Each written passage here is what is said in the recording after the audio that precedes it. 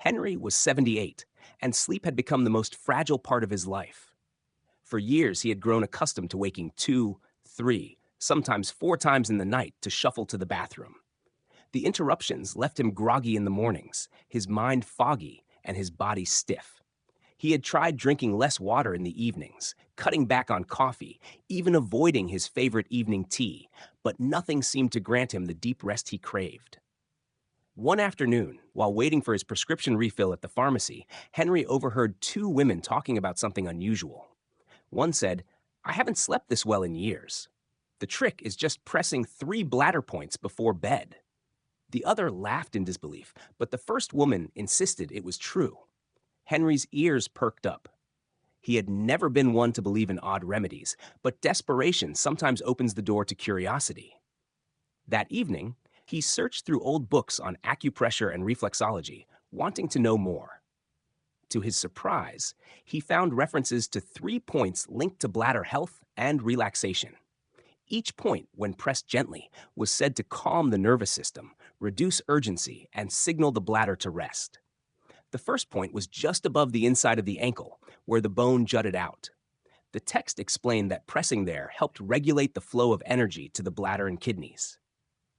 Henry sat on the edge of his bed, reached down, and pressed gently with his thumb in small circles. The sensation was subtle but oddly calming. The second point was found on the lower back, near the waistline. Of course, he couldn't reach it himself, but he leaned back against the headboard, pressing a small cushion into the spot. The pressure released a strange tension he hadn't realized he was carrying. The third point was in the palm of the hand, between the thumb and index finger. Pressing there, the book explained, could soothe the bladder reflex and ease nighttime urgency. Henry pinched the spot gently, feeling a dull ache that gave way to warmth. That night, he lay down with cautious optimism. He had no great expectations. He had been disappointed too many times before. But as the hours passed, he drifted into a deeper sleep than usual. When he stirred and glanced at the clock, dawn was breaking. He realized, with disbelief, that he had slept straight through the night. The next day, he felt almost like his younger self. His mind was clearer, his body less heavy, and even his mood brighter. He repeated the ritual that evening, carefully pressing each of the 3 points before slipping under the covers. Again, he slept in peace, waking only with the morning sun. By the end of the week, Henry was convinced this wasn't just coincidence. He told his daughter, who visited every Sunday, and she was astonished at how lively he looked. "Dad, you're glowing," she said, laughing. "What's your secret?" Henry chuckled and explained the 3 points. She raised an eyebrow at first, but as he described his nights, she nodded thoughtfully. Maybe there's more wisdom in these old practices than we give credit for.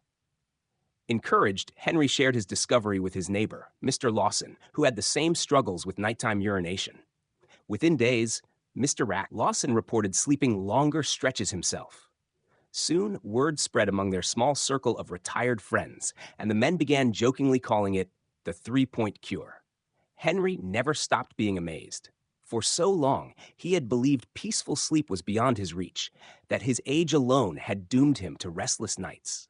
Yet with a few minutes of simple pressure on 3 small points, his body seemed to remember how to rest again. One evening, as he pressed the point on his ankle, Henry thought about how fragile health could feel in old age, and how sometimes the simplest acts could restore a sense of control. He didn't need expensive pills or complicated treatments.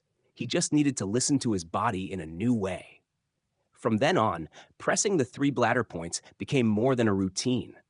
It was a ritual of hope, a promise to himself that each night could bring rest.